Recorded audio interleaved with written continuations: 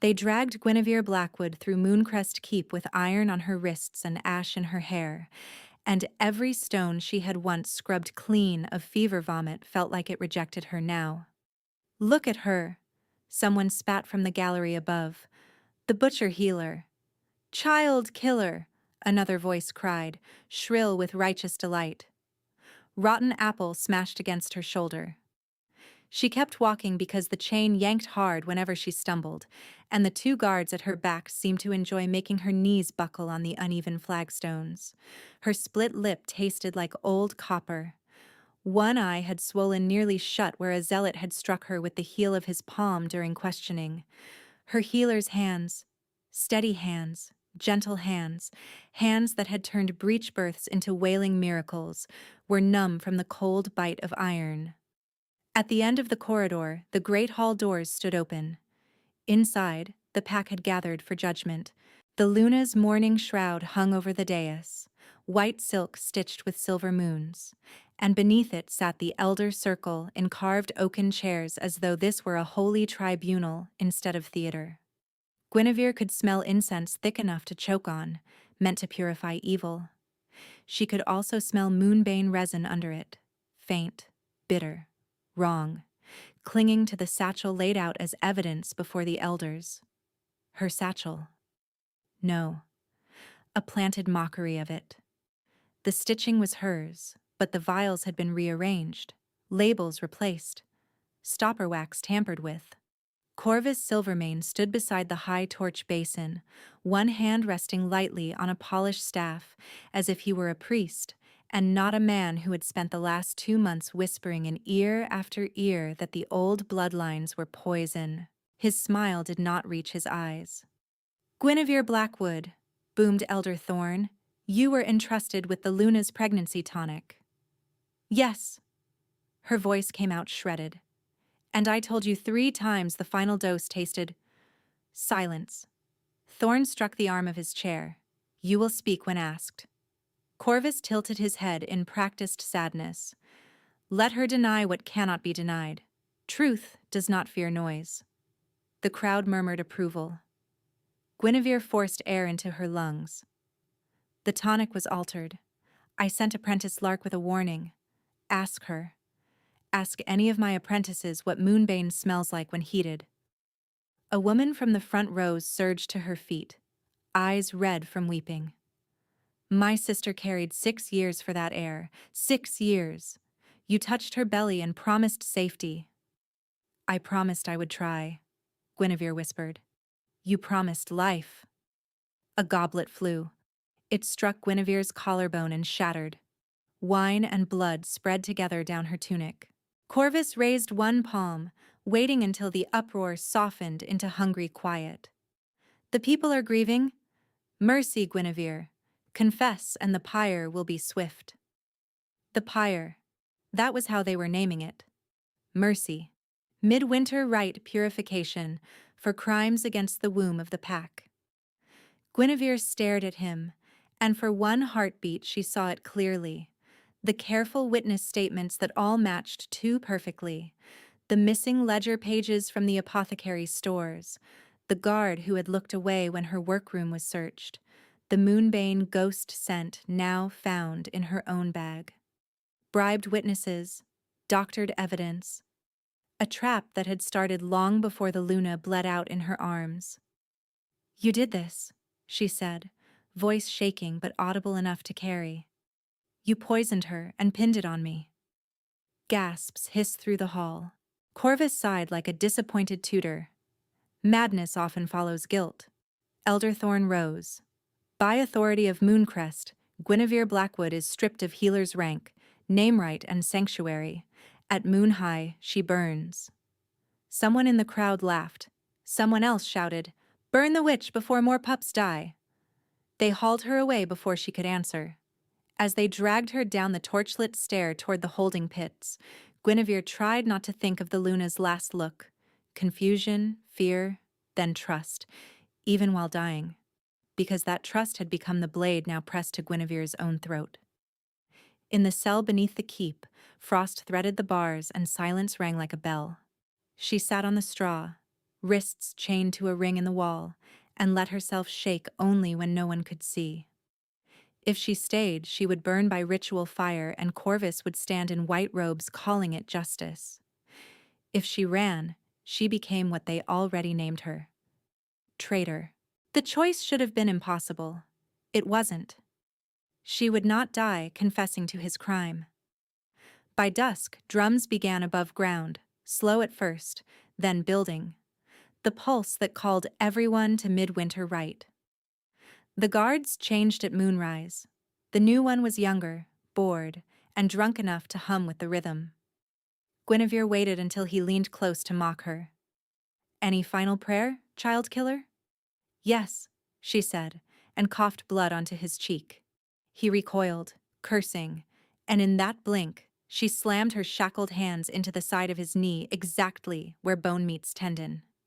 He dropped with a howl. She tore the keyring from his belt, nearly dislocating her thumb in the process, and got one cuff open on the third try. The second stuck. Her hands shook too hard. She swallowed panic, forced the key again, and the iron released with a brutal click that sounded louder than thunder. The guard grabbed her ankle. She kicked his nose flat and ran. Up the steps, left at the storeroom with split cedar door, through smoke corridors where Wright's men carried braziers toward the courtyard pyre. No one looked at faces. Everyone looked at flames. She stole a rough wool cloak from a peg and shoved her hair under it. Bells crashed overhead. Somewhere, a priest chanted names of the dead. In the courtyard, the pyre already stood, fresh pine logs stacked high, oil jars gleaming around its base, and at the center a post wrapped in ceremonial silver ribbon where they had planned to bind her upright like an offering. The sight hit her like a fist. For one heartbeat, she froze. Then she saw Corvus at the edge of the crowd, speaking intimately to Captain Rell, passing him something small and dark from sleeve to sleeve. Not prayer beads, a vial. He looked up. Their eyes met across firelight. Recognition flared in his expression, not surprise, calculation. "There!" he shouted, dropping all pretense. "Seize her!" Everything broke at once. Guards surged. Worshippers screamed and scattered. Guinevere leapt from the stairwell into a knot of masked celebrants arriving from the lower city for the midnight revel. Feathers, lacquered wolf masks, jingling coin veils, chaos made flesh. She ducked beneath a dancer's antler headdress, shoved through a pair of drummers, and let the current of bodies swallow her. Behind her, horns blared alarm. Mooncrest spilled into the capital district in ribbons of torchlight and snowmelt. Stalls had been dragged into the avenues for midwinter. Mulled berry wine steaming in copper pots. Sugar frost cakes piled like white stones. Fortune readers calling from doorways. Masks everywhere. Music everywhere. Perfect cover, if she could stay upright. She could not feel 2 fingers on her left hand. Blood from her lip had crusted to her chin. Her lungs burned from cold and fear and sprinting uphill through crowds that smelled of smoke, pine tar, and wet wool. More than once she thought she heard guards yelling her name, but revelers were singing too loudly for certainty. She needed a gate, a stable, a sewer culvert, anything. Instead, she found herself funneled toward the old palace quarter, the Frostborn district, ringed by ironwork gates carved with snarling wolves. Banners had been hung there too, but these were not midwinter white. These were royal black and silver, the colors of a crown gone missing for 3 years and suddenly rumored to return by dawn. Coronation District. Brilliant.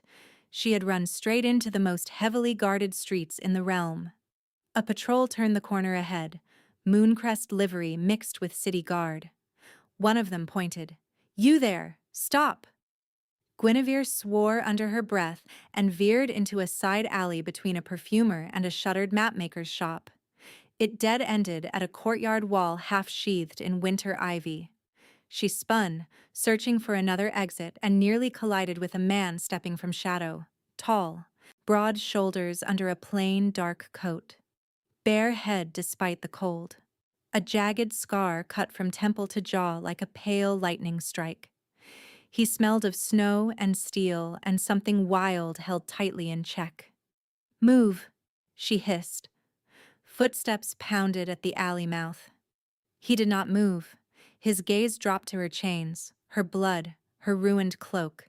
Not pity, not disgust, pure, assessing alertness. "Are they yours?" he asked quietly. "Everyone's tonight." Her voice broke. "Please." The boots were closer now. Torchlight licked the bricks. If they saw her face, she was done. She did the only thing she could think of. Guinevere grabbed the stranger's coat, hauled herself to her toes, and kissed him hard. It was meant to be concealment, a desperate prop for passing guards. Two revelers in an alley, nothing to see. But the second their mouths met, heat detonated through her like molten silver poured down her spine. The winter air vanished. In its place came pine, iron, storm, and a deep, feral recognition that made her knees buckle. An invisible tether snapped taut in her chest with an almost audible pull. Not possible. Images slammed through her mind that were not hers. A battlefield under red moonlight, wolves howling over broken standards, a young king turning away from a crown set on black velvet, a prophecy carved into bone with blood-dark runes. The stranger jerked back like he'd been struck. His hand, scarred, calloused, shaking, clamped around her wrist, his pupils blew wide. Then his eyes flashed glacier-bright wolf light pushing to the surface with awe and raw terror. Outside the alley mouth, guards slowed. "1 minute," one said with a snort. "Let the lovers freeze." Laughter, footsteps receding. Guinevere could barely hear them over the roar in her own blood. The stranger's thumb moved once against the pulse in her wrist, as if confirming she was real. "Who are you?" he rasped. She almost gave her false name, almost lied. Guinevere Blackwood. Recognition hit him in a visible wave, not from rumor alone, something deeper, older, impossible. "Gods," he whispered, "after all this time." She yanked her hand free, backing away until Brick bit her shoulders. Fear clawed up her throat. "If you're with Mooncrest, I am not with anyone who hunts you." He glanced toward the street, then back at her, wolf light still burning in his eyes. "Can you run 2 more blocks?" "I can run to the coast if I have to." A ghost of a grim smile touched his mouth. "Good. Stay close. Don't look up." He led her through servant passages and unlit garden walks behind the royal quarter, moving like he knew every blind corner and every patrol rotation. Twice he pressed her into recesses while armored men thundered past. Once he stripped off his own heavy cloak and wrapped it around her without comment, hiding the chain marks on her wrists. By the time they reached a narrow door set into a stone wall carved with frost wolves, Guinevere was trembling so violently her teeth clicked. He opened the door with a key from inside his boot, ushered her through, and bolted it. Warmth hit her face, lamp gold, cedar smoke, silence, not a guardhouse, not a tavern. Private rooms, spare, disciplined, unmistakably noble. "Where are we?" she whispered. Before he could answer, bells began to ring across the capital, deep ceremonial peals rolling over rooftops toward dawn. From beyond the shutters came the swell of a crowd gathering in the Coronation Square. The stranger looked toward the sound, jaw tightening as if bracing for impact. "At sunrise," he said, turning back to her with that terrible bright gaze. "Every pack will be watching that balcony." Understanding did not come all at once. It arrived in shards, the royal district, the hidden door, the battle memories in her skull, the way power sat on him like a second skin even in plain clothes. No, no, impossible. He stepped into the light. "Then they should hear truth first," he said. "My name is Caspian Frostborn. The missing Alpha King, the dead king, the exiled king." Whatever name the realm had used for him, he was none of those now. He was here, flesh and breath and wolf-light, and the bond in her chest was pulling like a tide toward him. Guinevere stared, numb with shock, as the first line of sunrise bled pale gold under the shutter seam. When Caspian opened the door to the balcony moments later and the roar of thousands surged up to meet him, she stayed in the shadow behind his shoulder, chained, hunted, half feral with fear, just in time to hear him speak her name into history. By sacred mate law, the Alpha King thundered, voice carrying over the square.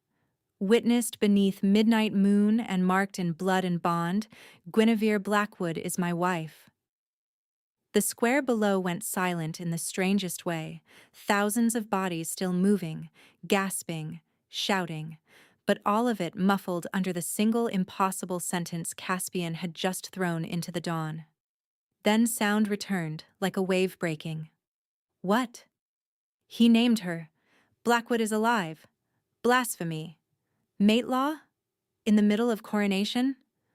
Guinevere stood frozen in the slit of shadow behind him, fingers locked around the balcony doorframe so hard her knuckles burned. The air smelled of torch smoke, frost, and panicked wolves.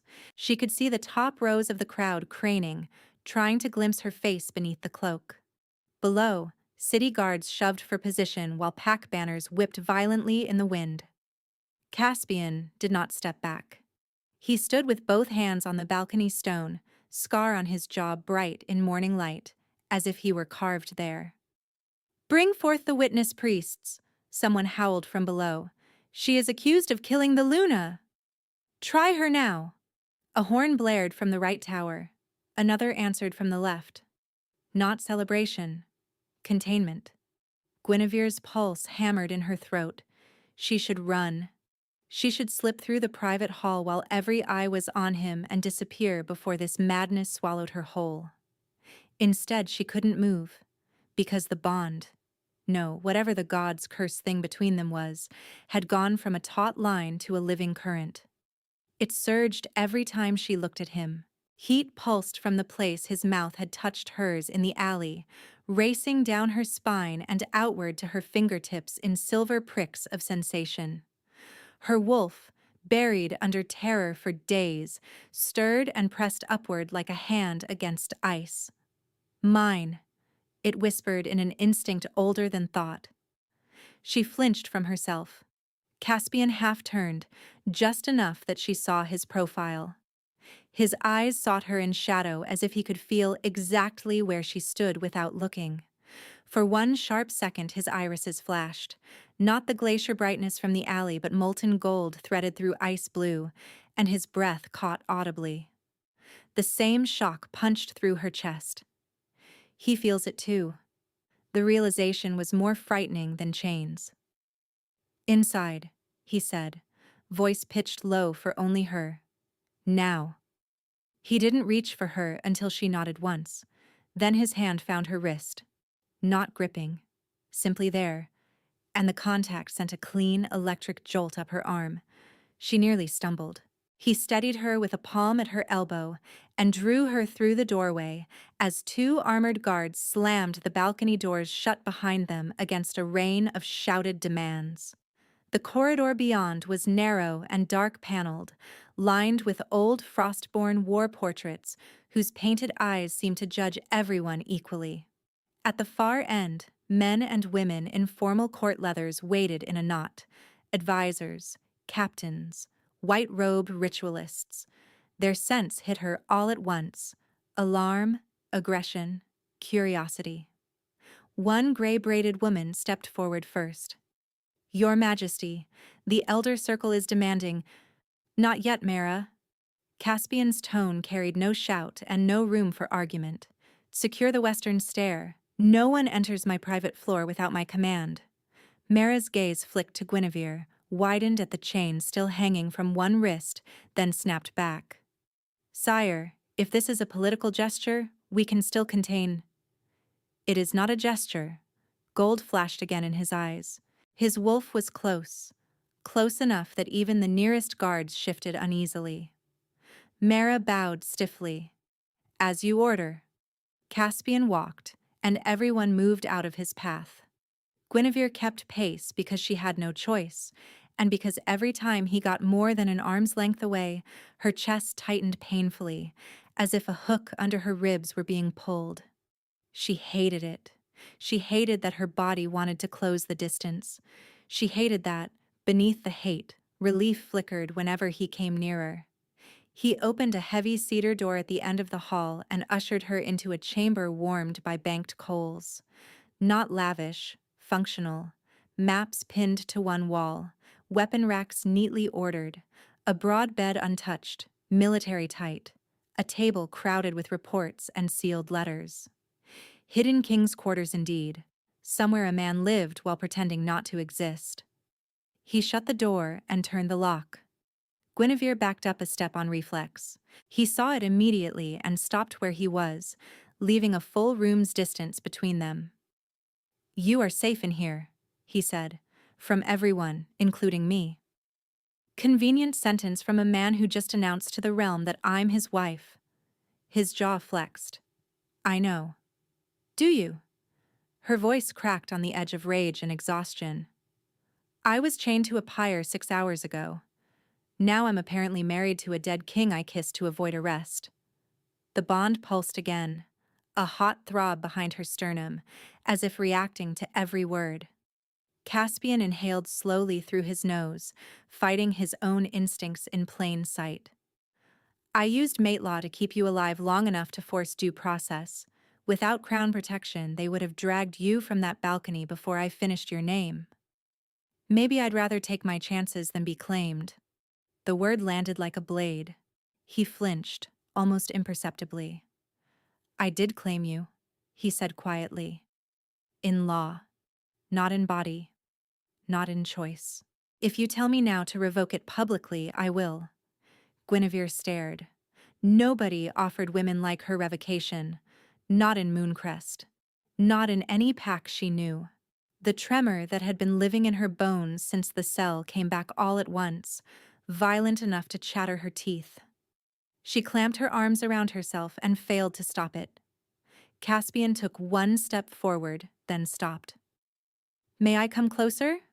Her laugh came out brittle. "You ask permission?" "For every touch." Something in her chest gave a tiny, dangerous crack. She swallowed, nodded. He moved with deliberate slowness, like approaching an injured animal. On the washstand, he poured warm water from a copper kettle into a basin, tested it with his knuckles, then knelt in front of her, king on the floor, head bowed below her shoulder level. He took up clean linen and met her eyes before lifting his hand. "Your lip," he said. "May I?" She nodded again, unable to speak. The cloth touched the split skin in careful dabs. Warmth seeped through stinging pain. He cleaned dried blood from her chin, paused whenever she winced, asked each time before shifting his grip. "Your cheekbone?" "Yes." "Wrists?" A hitch of breath. "Yes." He unfastened the broken cuff still hanging from her arm, set it aside, and cleaned the raw skin beneath. His fingers were rough, scarred, steady. Power in restraint. At any point he could have ordered guards, ritualists, chains, anything. Instead he asked like consent was holy. "Why?" she whispered before she could stop herself. His hands stilled. "Because I know what it is to be used for lineage." He resumed wrapping a strip of salve-soaked linen around her wrist. "And because the first thing my father taught me as heir was that a king's hands belong to the realm. I decided at 12 that mine would never be taken for granted." He tied the knot and sat back on his heels. The shaking worsened rather than eased, shock finally claiming what adrenaline had delayed. Her knees gave. She expected him to catch and lift her to the bed. He didn't. He lowered himself to the floor beside her instead, back against the bed frame, then opened his cloak across both of them like a shelter and waited. After a beat, she folded down beside him because standing felt impossible. Wool and cedar heat enclosed her. His shoulder touched hers only when she leaned first. Silence stretched. Outside the door, muffled boots pounded and retreated. Then Caspian said very softly, Wolfsbane has 5 leaves in the second growth, not 3. Guinevere turned her head, confused. He kept looking ahead. Apprentices always miscount because the first pair is tiny. She blinked. That's true. Yarrow stem should snap clean. If it bends, it's old and bitter. A memory surfaced through the fog, her own voice in Mooncrest Apothecary, years ago, correcting a line of teenagers over mortar bowls. He went on, almost like prayer. Juniper for fever steam, crushed willow for pain, angelica for lung rot if caught before third cough. Never heat moonbane in copper. Her breath caught. How do you know those? Because I listened. His mouth curved without humor. During exile, I passed through Mooncrest under borrowed names. I came to your infirmary twice with staged injuries to map guard rotations in the keep. You were teaching apprentices both times. I remembered every word. She searched his face for mockery and found none. I never saw you. I made sure you didn't. A beat. I wasn't supposed to remember your voice. I did anyway. The bond between them answered like struck wire, humming low and relentless. Guinevere shut her eyes. Fear was still there. Of him. Of this tether. Of the crowd outside demanding her blood. But braided through it now was a thin strand of something worse. Trust. Beginning. A fist hammered the outer door. Your Majesty, Mara called. Elder Alphas are assembling in the Hall of Accords. They demand immediate tribunal. Caspian opened his eyes. The softness left his face. The king returned like armor sliding into place. He rose and offered Guinevere his hand. This time she took it without being asked. The Hall of Accords had been built for treaties and blood oaths, not mercy. Tiered stone seats arced around a central floor etched with pack sigils, and every seat now held an alpha or emissary in formal battle dress. Mooncrest silver stood shoulder to shoulder with rival clan reds and forest greens. Priests lined the back wall under hanging braziers. At the center, a lone chair waited for Guinevere like a dock for execution. The moment she entered beside Caspian, voices erupted. Gag her! She fled lawful sentence. She is marked by murder. Corvus Silvermane stood near Elder Thorn, robes immaculate, expression sorrowful enough to be a painting.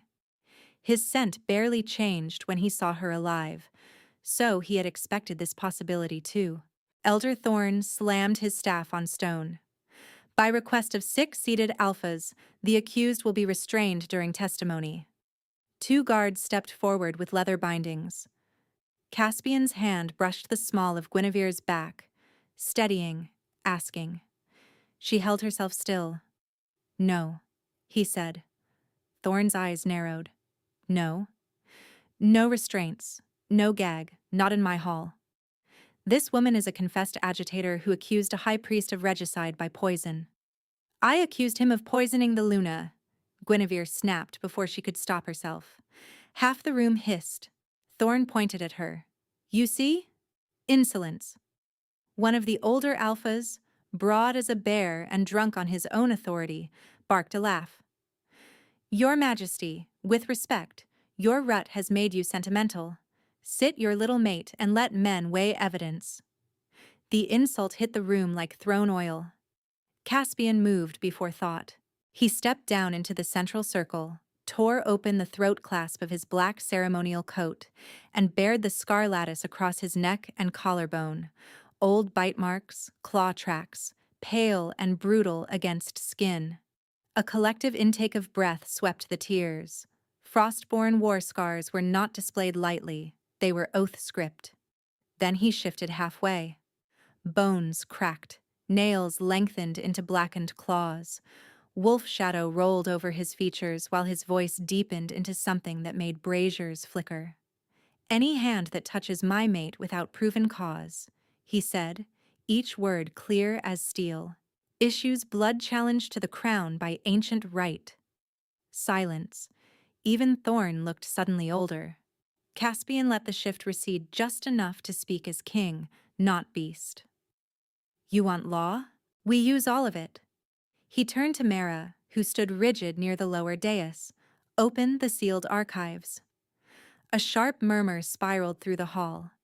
Sire, Mara said carefully, those records include succession disputes, infertility reports, paternity petitions under lunar seal.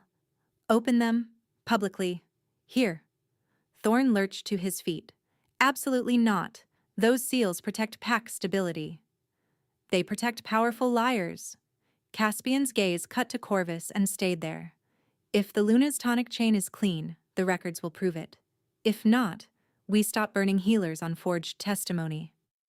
Corvus spread his hands, saint-like. Majesty, in your grief and sudden mating, you risk tearing the realm open for one woman. For truth, Caspian said, and for every woman after her. Guinevere felt the floor tilt under her, not from fear this time, but from the shock of hearing a king wager his own legitimacy out loud. Archive seals were sacred. Breaking them invited every rival pack to challenge succession law. He was handing them that weapon willingly. Why would he risk the throne for me? Because of the bond, whispered the frightened part of her. Because he chooses to, answered something steadier. Corvus looked to the assembly, reading the shift and pressing hard. Hear this. Prophecy bloodlines already chain us to dead gods. Now he would chain justice to mating fever. Today, a healer. Tomorrow, your sons. Your heirs. Judged by visions and scent instead of will. A few alphas nodded, uneasy. Ashenvale rhetoric, polished smooth. Guinevere stepped forward before caution could stop her.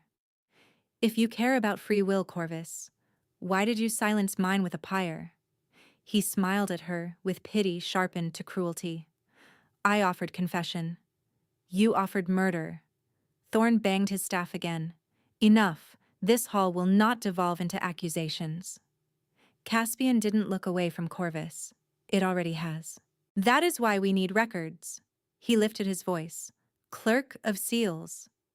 A thin man in midnight blue, hands shaking, rose from the side bench. Yes, Your Majesty? Bring the apothecary ledgers, guard transfer logs, and lunar infirmary supply warrants for the last 6 moons. Unredacted. The clerk blanched. Those are triple locked under elder signet. Then fetch the signets. Caspian turned, sweeping the room with predator calm. Any elder refusing access will state refusal before witnesses and accept suspicion as formal. No one spoke. One by one, grudgingly, elders removed signet rings and passed them down the line to the clerk's trembling hands. Guinevere watched, stunned, as legal stone shifted beneath centuries of precedent in less than a minute. Caspian returned to stand beside her. He did not touch her this time, but his shoulder aligned with hers, deliberate and public. Partner, not possession. Thorn's mouth twisted. If these records clear no one, what then? Then we proceed to full trial with all parties sworn under moon oath, Caspian said, including priesthood, including me. A rumble of disbelief rolled through the seats. Kings did not submit to oath questioning. Not here, not ever. Corvus's composure cracked for the first time, just at the edges. Majesty, you would place the crown under interrogation? I would place it under truth. The words landed heavy and final. Guinevere looked at him then, not at the king or the wolf or the man fate had slammed into her life in an alley, but at the person who had just made himself vulnerable in the one room built to devour weakness. He could have silenced everyone with decree. He had chosen scrutiny instead. The iron band around her ribs loosened a fraction. When she met his eyes, the bond flared warm. No longer only hunger and panic, but recognition threaded with choice. For the first time since chains closed on her wrists, Guinevere let herself breathe all the way in. A crash of doors at the back of the hall tore that breath right out of her again. The clerk of seals stumbled in with two scribes and a pair of guards hauling an iron-bound archive chest between them. Wax seals crusted its lid in layers, elder marks, priest marks, crown marks. Broken now under royal order, the cords hanging loose like severed veins. The man's face was the color of old paper. Unredacted records as commanded, he said, voice shaking. Read, Caspian said. They set the chest in the center circle. Every eye in the hall dropped to it. The first ledgers were mundane at a glance: supply requests, infirmary inventories, guard rotations. But mundane was where murder hid best. Guinevere stepped forward before anyone could object, and this time no one tried to chain her. She took a page between sore fingers, scanning columns by habit. Lot numbers, dosage marks, courier signatures. Her stomach turned. Here, she said, tapping the page hard enough to wrinkle it. Moonflower, mugwort, iron root, standard pregnancy tonic components, logged 6 days before the miscarriage. Then here. She flipped, found the next entry. Same lot number, same quantity, but the moonflower line is scratched and overwritten. Thorne squinted. That proves nothing. It proves this ledger was altered after filing. Apothecary ink darkens in rings when cured. This line is fresh. A murmur moved through the tiers. Corvus didn't move. Or perhaps the healer forgot her own corrections. Guinevere looked up sharply. I never handled ledger correction. The quartermaster did. The quartermaster, a compact woman with burn scars up one arm, stood halfway from her seat. Not after sealing, no. Corrections required triple signet. Caspian held out his hand for the ledger. The clerk gave it over. Caspian read, then turned the page to the light. The replacement signet impression is wrong depth. Thorne bristled. You can read wax depth at arm's length now? I can read forgery when it is clumsy. Corvus spread his hands, patient and wounded. Majesty, if there has been bureaucratic sloppiness, we all regret it, but this rush to conspiracy. Sloppiness doesn't add moonbane resin to tonic stock, Guinevere snapped. Silence punched down hard. Even Corvus's breath paused. Too much knowledge, she realized at once. She hadn't said moonbane was in stock. Only in scent and symptom. Caspian's gaze cut toward her, then to Corvus, sharp as drawn steel. How many in this room knew moonbane was involved? No one answered. Guinevere forced her voice steady. I told only the elder circle during first questioning, behind closed doors. Thorne's knuckles whitened on his staff. I repeated no such detail publicly. Corvus gave a soft laugh. Perhaps grief has made us all hear phantoms. Then he made his mistake.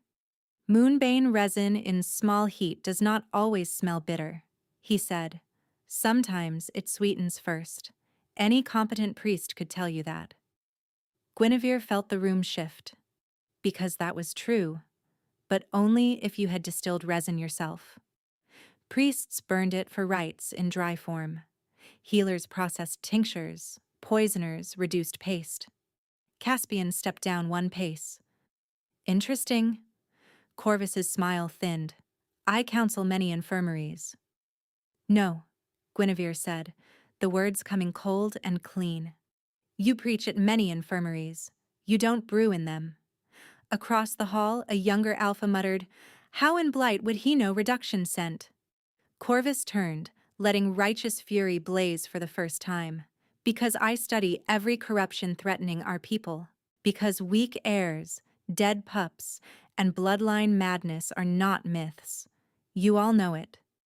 He swung his arm toward the packed tiers like a prophet addressing fire. For generations we have let prophecy govern breeding beds and battlefields alike. Destined mates, marked lines, old god chains around living throats. And where has it led? Miscarried heirs, secret tribunals, crowns decided in wombs before pups can speak. I will not apologize for naming rot. A few elders nodded despite themselves. There it was at last. His true sermon stripped bare. Not merely ambition. Ideology sharpened into permission for cruelty.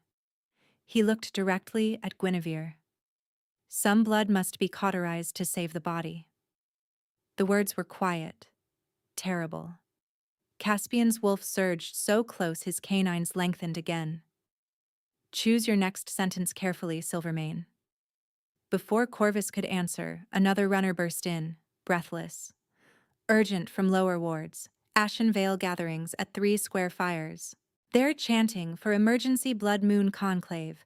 They're demanding all marked children be registered before nightfall for protective blessing. The hall erupted. Protective? That's a roundup. They cannot call conclave without 7 elder votes. City bells are already tolling. Caspian didn't raise his voice. He didn't need to.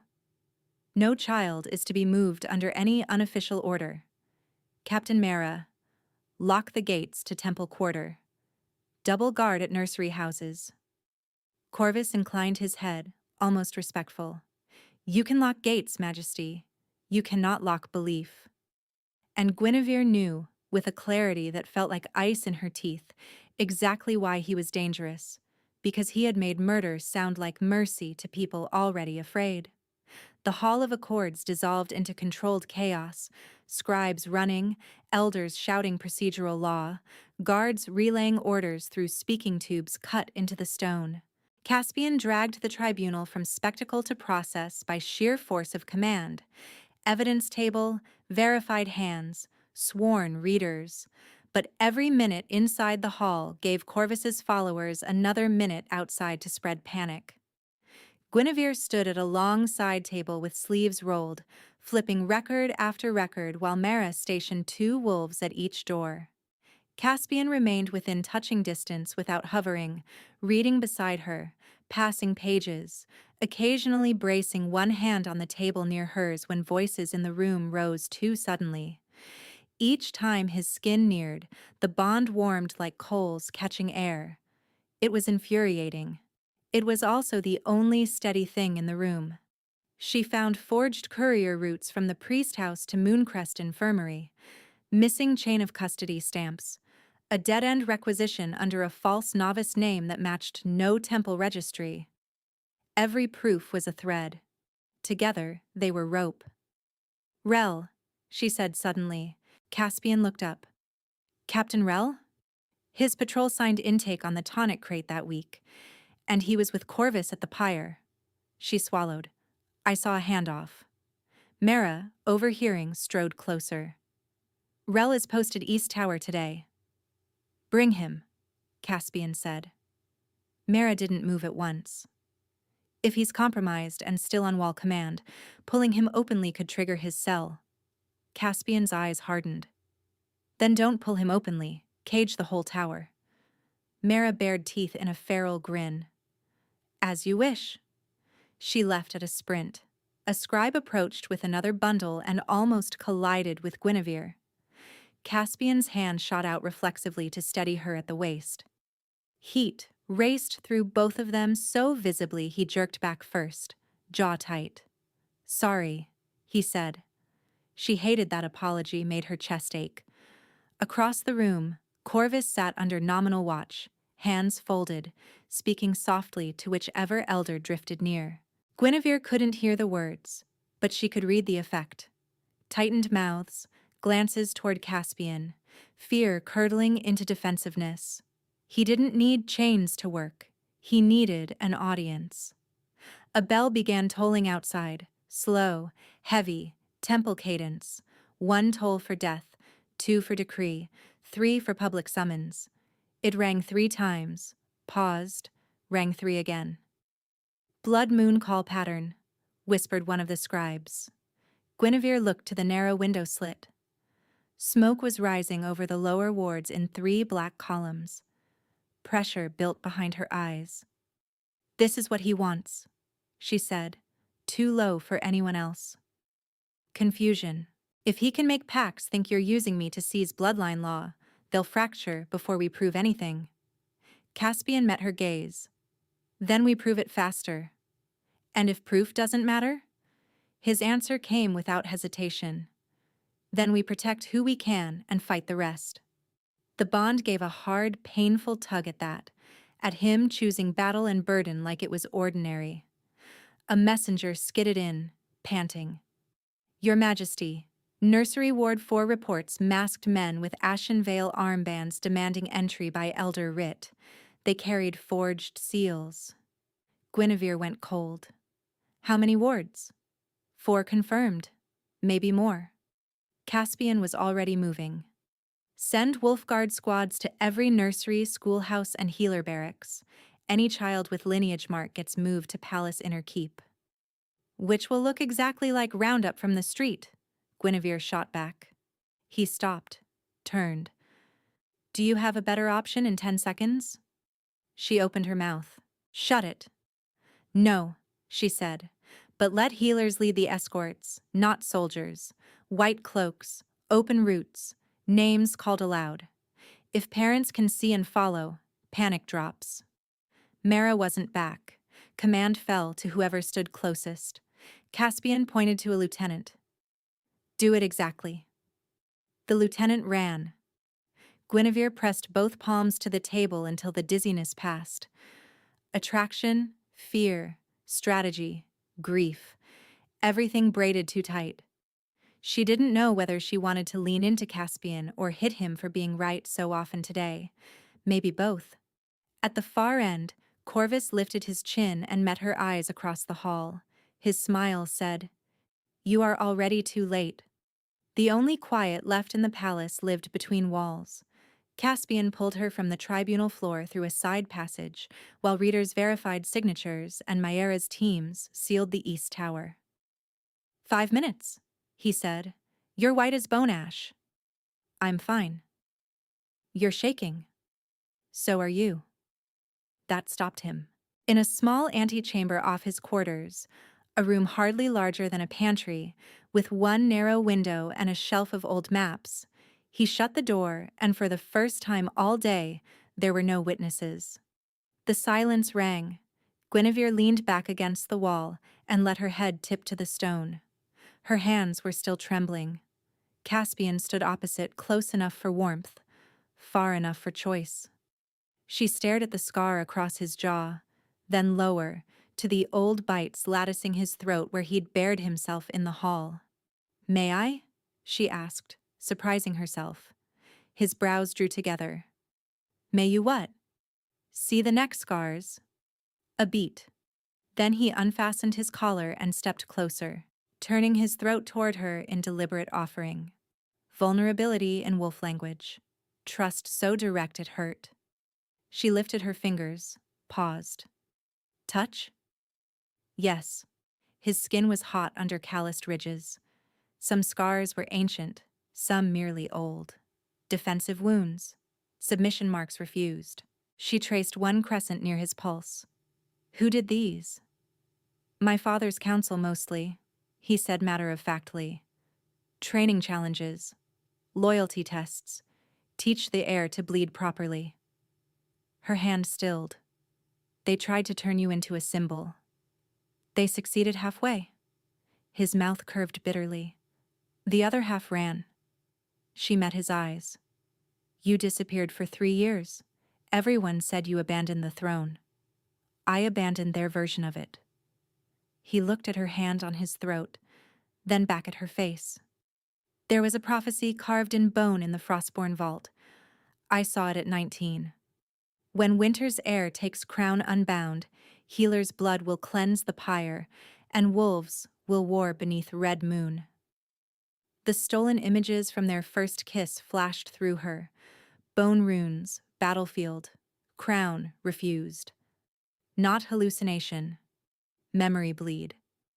I thought if I stayed gone, he said, voice rough, I could break the line of cause. No crown, no prophecy trigger. But Corvus built his own fire while I was absent. Guinevere swallowed around a sudden tightness. And now you think I'm the healer in the verse. I think men like Corvus use prophecy as weapon whether we believe in it or not. She laughed once, shakily. That's not an answer. No. His gaze dropped briefly to her mouth, then rose again with obvious effort. The answer is, I don't know what fate is. I know what choice is.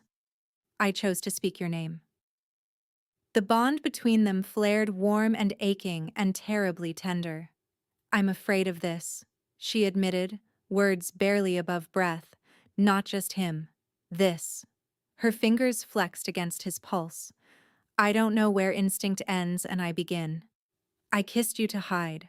My body answered like it had known you forever. I hate that it feels safe. His eyes went soft in a way no one in the hall had gotten to see. You never owe me safety, he said. You never owe me affection. If you tell me to sever the bond rights after this, I will stand beside you while it's done. She believed him. That was the worst and best thing of all. Her walls didn't fall so much as loosen one stone at a time.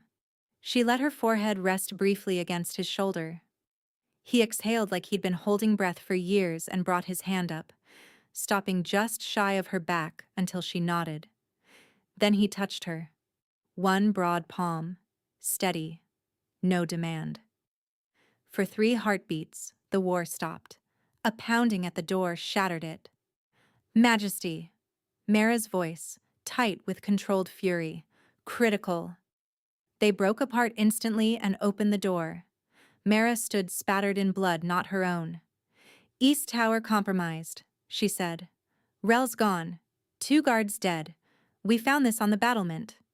She held out a folded scrap sealed with black wax scored by a silver slash, the Ashen Veil mark.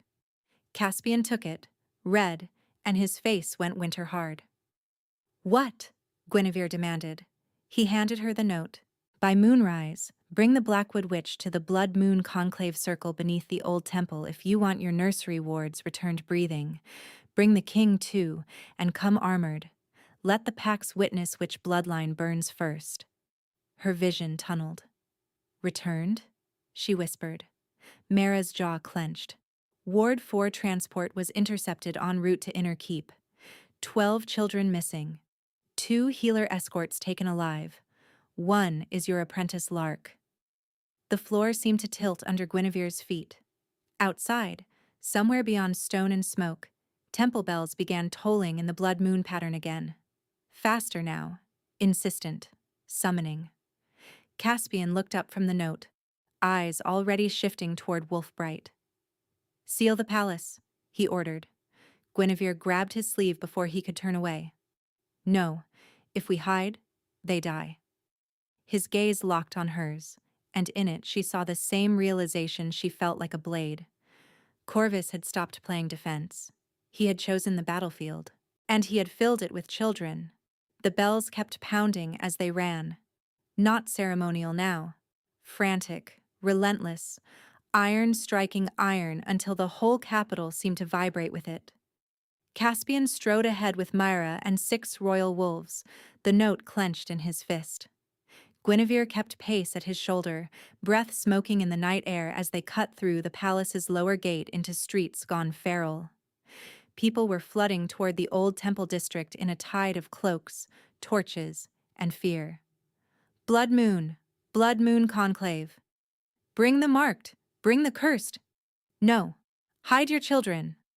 The city had split in 2 languages at once, zeal and terror. At the 3rd intersection, they saw the first bodies. Not dead. Stunned. Bound with priest cord. Left against a fountain as warning. White healer cloaks dark with mud and blood. One of them looked up through swollen eyes. They took them to the circle, she gasped when Guinevere knelt. Lark fought. They dragged her.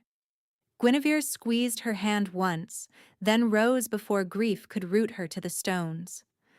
At the temple quarter gates, Ashen Veil followers had overturned market carts into barricades and painted black-silver slashes over the old wolf mosaics. Moonbane incense burned in braziers, thick and sweet-rotten, meant to muffle scent trails and agitate wolves. It worked. The air tasted wrong. Every guard around her looked half a breath from shifting. Caspian's voice cut through. Shields up, non-lethal until hostages secured. A volley of bolts answered from the rooftops. Chaos detonated. Royal shields slammed together, sparks flew where iron tips struck. Mara shifted mid-charge, half-wolf, claws out, and ripped one archer clean off the parapet. Civilians screamed and scattered into alley mouths. Guinevere ducked behind a pillar as glass shattered inches from her head. A masked zealot lunged from smoke with a hooked blade aimed for her gut. She caught his wrist on instinct, drove her thumb into the nerve under his jaw, and kicked his knee backward. He dropped howling. Another came. Caspian hit him from the side like an avalanche and never broke stride. "Stay on me," he barked. They broke through the gates and into the old temple plaza. Guinevere stopped dead. The ancient conclave circle had been rebuilt for spectacle, 12 standing stones veined with silver, runes painted in fresh blood around a central dais. Cages ringed the outer edge, children inside, some crying, some too frightened to make sound. White-cloaked healers bound beside them. Lark was there. Her apprentice's braid had been hacked short where someone had grabbed it. Blood caked one ear. Her chin was up anyway, eyes furious even through tears. When she saw Guinevere, she made a strangled sound that was half sob, half laugh. On the dais, Corvus Silvermane stood in black and white ritual robes, arms spread to the roaring crowd. "Behold your future if we do nothing," he thundered. "Prophecy lines breeding kings and witches, while your sons starve and your daughters miscarry. Tonight, we sever the chain." Elder Thorn stood 3 paces behind him, ashen-faced, flanked by priests with drawn sacrificial knives. Captain Rel knelt at Corvus's right hand, alive, eyes wild. Corvus saw them enter and smiled. "Majesty," he called, voice carrying effortlessly. "You came armed. Good. Let every pack witness what your mate-love costs." He gestured. 2 zealots hauled a small boy from a cage and held him at the edge of the runes, blade at his throat. Guinevere's vision narrowed to a pinprick. Caspian stepped forward, wolf light already flaring. "Release them, Corvus! Now." Corvus's laugh rolled across stone. "You still think this is negotiation? This is liturgy." He slammed his staff into the center sigil. The runes ignited black. A shockwave burst from the circle and ripped through the plaza. Wolves dropped to knees, clutching heads as moonbane sigils screamed against their senses. One standing stone cracked, another spat sparks like lightning. Guinevere staggered, ears ringing, and tasted blood where her teeth cut her tongue. Corvus lifted his voice over the panic. "Blood Moon Conclave is called. By old law, sacrificial proof may purge corruption and restore free will." The crowd, half maddened by incense and fear, began to chant, "Purge! Purge! Purge!" Caspian seized Guinevere's arm hard enough to ground her. "Back line! Now! If those runes overload, the whole plaza burns." She tore her gaze from Lark, from the children, from the blade at the boy's throat, and looked down at the sigils. Moonbane lattice, inversion knots at each cardinal point, not made to cleanse, made to detonate if interrupted by force.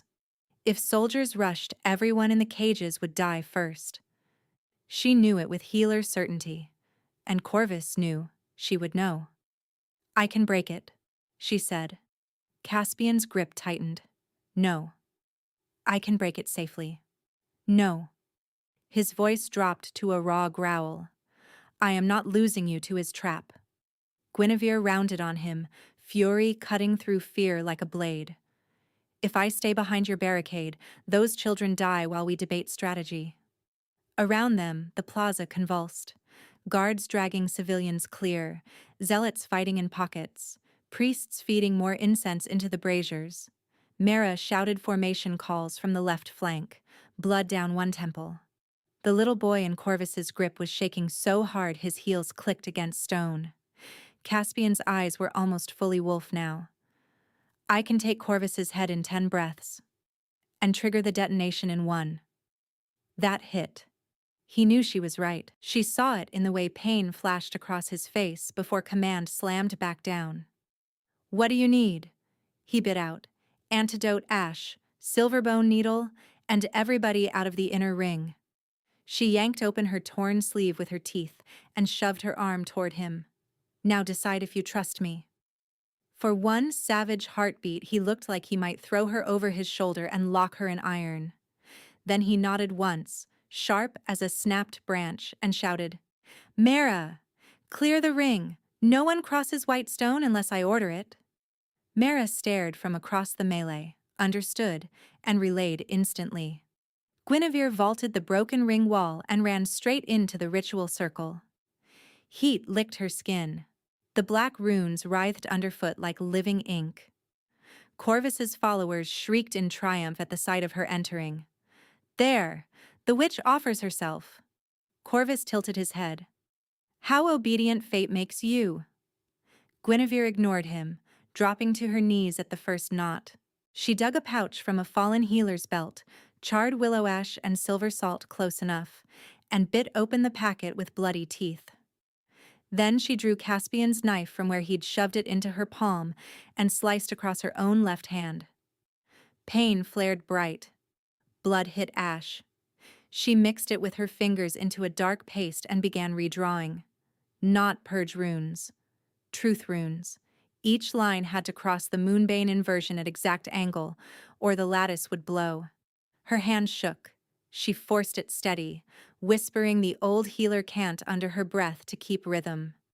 "Root to root, vein to vein, let poison name its maker." A bolt slammed into the stone beside her, spraying chips across her cheek. A zealot rushed. Caspian tackled him mid-stride and rolled away in a blur of claws and fury. Guinevere didn't look up again. Second knot. Third. At the fourth, the black lattice surged, trying to reject the rewrite, and fire raced up her wounded arm. She screamed and kept drawing. "Gin!" Lark's voice cracked from the cages. "Left side! He overbound left side!" Guinevere twisted, saw the hidden overlay, and corrected in 3 brutal strokes. The circle shuddered. Then the runes changed color. Black to silver-white. A sound like a great inhale swept the plaza. Above the temple, the night sky rippled like water. Images exploded across it. Not illusion. Memory. The Luna's chamber, clear as day. Guinevere at bedside, weary, focused. Tonic flask on table. Door opening. Corvus entering in priest robes while attendants bowed and looked away. His hand slipping moonbane resin from sleeve, dropping it into the flask when Guinevere turned for cloth. Captain Rel at the door, blocking sightline. Corvus stirring once with the ritual spoon, wiping it clean, smiling. The crowd gasped as one organism. "No. Spirits preserve us. That's the Luna's room." Guinevere pushed more blood into the final rune, voice ringing out ragged and wild. "Witness! All of you! Witness what he did!" The sky memory shifted. The miscarriage, the panic, Guinevere shouting for boiled water, Corvus murmuring poison into Elder's ears before the body cooled. Ledger pages switched under candlelight. Signet pressed into false wax. Rel taking coin. Elder Thorn stumbled backward as if struck. "By the gods!" Corvus's saintly mask shattered. "Lies!" he roared. "Witch-crafted lies!" Guinevere staggered to her feet in the center of the circle, blood pouring down her wrist, and turned to the royal line. "Guard, stand down!" Mara blinked, thrown. "What?" Guinevere's voice cracked like thunder. "Stand down and let them see. No steel, no crown decree. Let the packs judge with their own eyes." For a fraction of a second the world held still on that edge. Then Caspian, chest heaving, blood on his mouth, eyes locked on hers, threw back his head and howled a command in the old royal tone. Every royal wolf dropped their weapons and stepped back from the cages. The crowd had nothing left to hide behind. They saw the sky. They saw Corvus. They saw the children. And they turned. Corvus moved first, because zealots always do when belief breaks. He threw off his outer robe and shifted in a violent snap of bone, spine arching, shoulders exploding wider, black mane bristling as he became a werewolf massive enough to blot the dais torches. Foam flecked his jaws. His eyes were not wolf gold but fever bright, almost white. Prophecy made you cattle, he snarled, voice half human through fangs. I offered you freedom. He launched straight for Guinevere. Caspian hit him mid-air. The impact cracked the dais in half. Stone blocks cascaded into the lower steps as the two alphas tore into each other in a storm of claws, blood, and snarling breath. Corvus fought dirty, going for old scars, for tendon, for throat. Caspian matched him with cold, efficient brutality, driving him away from the circle every time he tried to angle back toward Guinevere. Guinevere dropped to one knee again as dizziness slammed through her. The truth runes flickered. She slapped her bloodied palm to the central sigil and held. "Stay lit," she hissed through her teeth. "Stay lit, damn you!" Around the plaza, everything fractured and reformed at once. Ashen Veil followers bolted for alleys. Some threw down their armbands and surrendered. Others fought until Mayera's teams pinned them. Elder Thorn sank to his knees in front of the projected sky memory, staring as if the images might burn him clean by force. Captain Rel tried to run. Lark, still half bound in her cage, hooked his ankle with both feet as he passed and sent him sprawling face first into the rune edge. Guards swarmed him. "Traitor!" Someone screamed from the crowd. No, many someones now. Corvus heard it too. Panic sharpened him into something crazed. He tore free of Caspian with a chunk of flesh hanging from his shoulder and wheeled toward Guinevere again, jaws wide. She had one chance and one tool. From her belt, she ripped the silver-bone syringe she'd demanded, loaded in the corridor with concentrated moonbane extracted from the tampered evidence vials, enough to kill an alpha if it hit artery. Corvus lunged. Instead of backing away, Guinevere stepped into biting range. His teeth clipped her forearm. Agony flared white-hot. She drove the syringe up under his jaw and buried it to the hilt. His eyes went wide. She slammed the plunger. Moonbane flooded him in one silver rush. Corvus staggered backward, choking, claws gouging trenches in stone. His war-wolf form convulsed, half-shifting in and out as poison ripped through muscle and magic. Caspian was on him instantly, pinning him beneath both foreclaws, jaws at his throat but not ending it, holding him there for witness. Corvus gurgled, black foam at his mouth. "You chained yourselves." Guinevere stood over him, bleeding, shaking, runes still blazing behind her and memory still painting the sky. "No prophecy killed you, Corvus," she said, voice hoarse but steady. "Your hunger to own everyone else did." He bared blood-slick teeth in something like a smile. "Then let the old gods choke on your future," he rasped. His body arched once, stilled. Silence rolled out from the circle like fog lifting. Then the plaza erupted, not in one voice, but in many.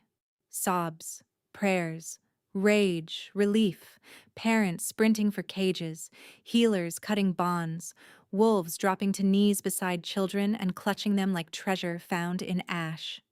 Caspian shifted back to human in ragged breaths, blood running down his ribs. He looked at Guinevere as if to confirm she remained in the world, then crossed the broken dais in 3 strides and caught her when her legs gave out. "I've got you," he said into her hair, shaking almost as hard as she was. "I've got you." She let herself lean for exactly one breath, then forced words through numb lips. "Lark. Check Lark first." His eyes closed briefly in pained admiration. "Yes, my impossible healer." He carried her to the cage line anyway while Mayera barked arrests, while Thorn surrendered his staff without being asked, while the ashen veil mark was scrubbed from temple stone by furious hands before the blood even dried. By the time the first gray of dawn touched the city, Corvus Silvermane's body lay under guard cloth in the plaza center, and no one was chanting Purge anymore. They were chanting names of the rescued children instead. First light found them behind the ruined temple, where an old winter garden clung stubbornly to life between cracked walls. Snowdrops had pushed through frost near a shattered fountain. Smoke still drifted from the plaza. Somewhere beyond the hedge, Mara's voice carried as she organized medics and prisoners. Lark was alive, stitched, furious, and already giving orders from a blanket nest. The world had not healed, but it had stopped burning for one dawn. Guinevere stood near a stone bench, forearm wrapped, palm rebandaged, hair loose and stiff with ash. Caspian approached from the archway after handing command to Maera, stripped of armor down to torn black shirt and blood-dried trousers. Fresh bandages crossed his shoulder where Corvus had torn him open. They faced each other in the pale gold hush.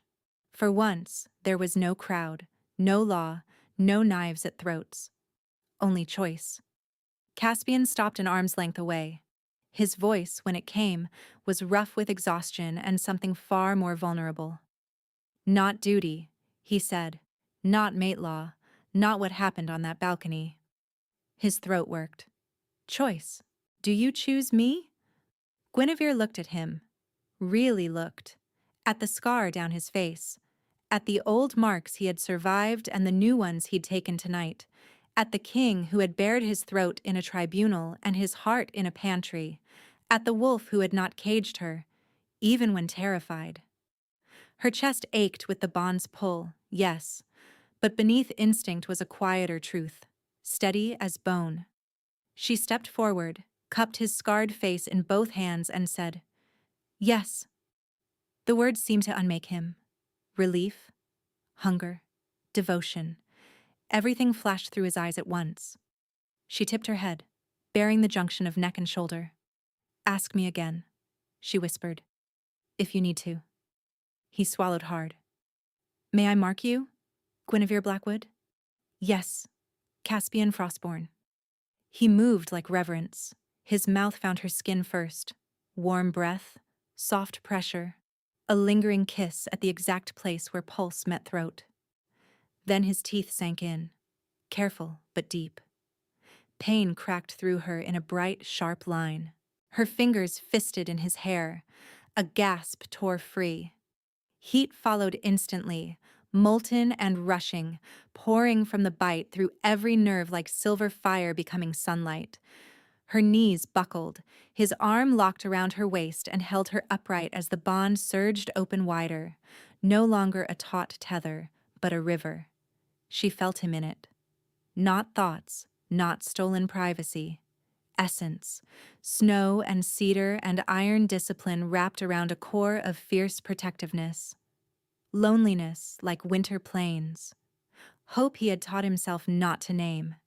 He sealed the mark with his tongue.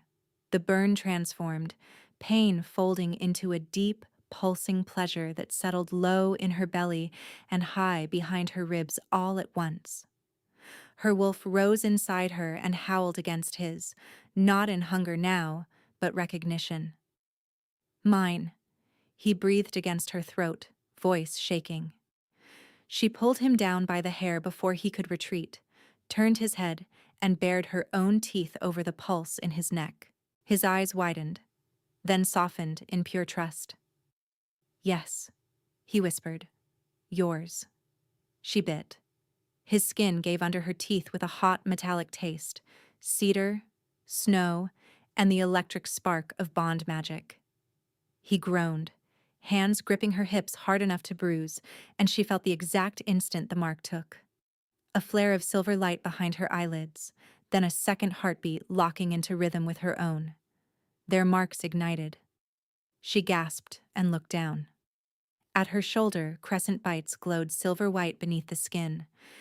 At his throat, her mark answered in the same light, pulsing once, twice, then settling. "Mate," he said, forehead dropping to hers. "Mate," she answered. The bond completed with a sensation like a door opening inward.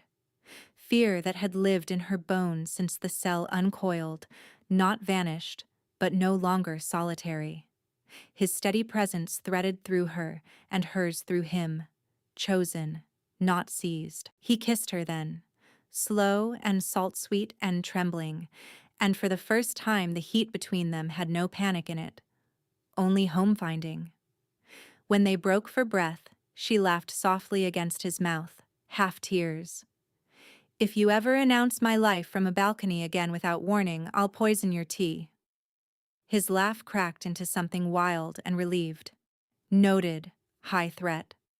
She touched the new mark on his neck with 2 fingers. "No crown," she whispered. He touched hers in return. "No prophecy." Together, forehead to forehead as dawn spilled gold through ruined stone, they said, "Only us, chosen," and held each other until the shaking stopped. By midday, the Hall of Accords was full again, this time with witnesses, not executioners. No incense burned, no gag waited. Cages had been dragged into the center and broken open before everyone's eyes, then carted away for firewood. The rescued children sat with families in the front tiers wrapped in borrowed cloaks, eating honey bread from healer trays while scribes took names for restitution.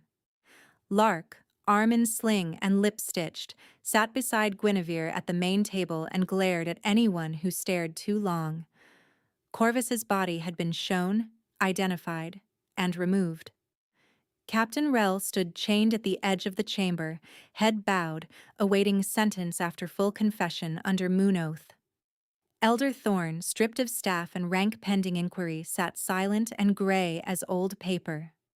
Caspian took the central dais, not in coronation regalia, but in plain black, bite mark visible at his throat. Guinevere stood at his right in white healer's coat freshly pinned with silver wolf clasp. The mark at her neck glimmered faintly when she moved. Nobody in the room mistook what that meant now. Mara called the hall to order.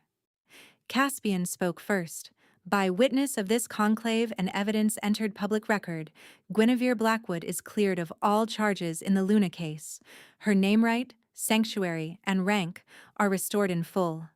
He nodded to the chief scribe. The scribe unrolled the old condemnation scroll, the one that had ordered her pyre, and held it up. Caspian drew his blade, sliced the seal, and handed the torn parchment to Guinevere. She fed it into a brazier herself. No applause, just a deep, collective exhale.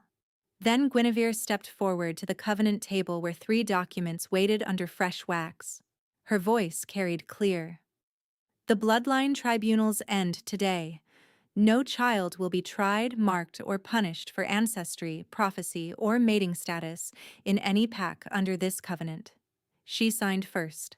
Caspian signed second. One by one, alphas and emissaries came down to add their names while the room watched. Some proud, some reluctant, all witnessed. Document 2. Establishment of an independent healers' council, elected by trained healers rather than appointed by priesthood or war command. Mara signed as war council witness. Lark, eyes huge, hand shaking, signed as apprentice representative when Guinevere beckoned her forward and nearly cried after the ink dried. Document 3. Succession reform. Frostborn crown no longer absolute by bloodline alone. A ruling pair required pack assent at each high cycle, and any heir could be bypassed by council vote for cruelty or coercion.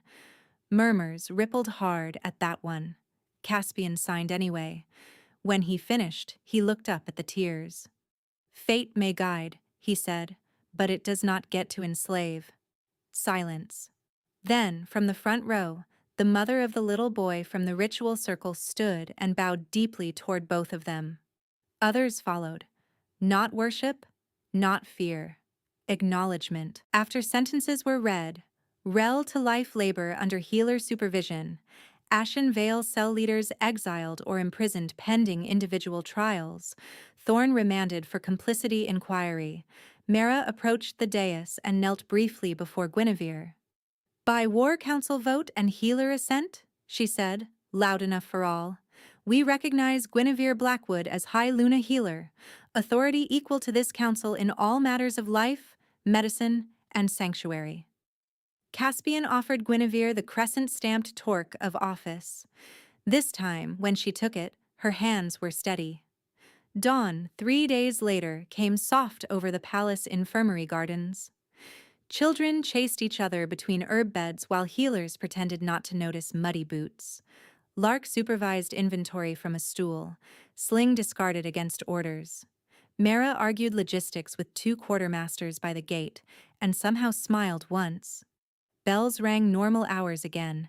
On the eastern walk, Guinevere and Caspian paused with cups of bitter tea, shoulder to shoulder, both marked throats warm in morning light. He glanced sideways. "Any poison in this?" She sipped, considering. "Not today." "Encouraging." She laughed, then sobered as she watched a group of rescued nursery children helping plant yarrow where moonbane had once been stored. Small hands in dark soil. New roots. "Do you regret it?" she asked quietly. "Any of it?" He set his cup down, turned toward her fully. "I regret that you were hurt before I found you. I don't regret choosing you." The bond hummed, settled and deep. She took his hand, laced fingers, and squeezed. "Good, because I choose you again." Below them, Lark looked up and yelled, "If you two are done being poetic, we need signatures for the West Clinic wagons." Mara shouted back, "And a king to inspect the gate repairs he promised." Caspian sighed with theatrical suffering. "Romance is dead." Guinevere tugged him toward the stairs anyway, smiling. "No, just scheduled." They descended together into the noise of rebuilding, mate, monarch, and healer moving in step, while the sun climbed over a city that had seen its worst night and still chose morning.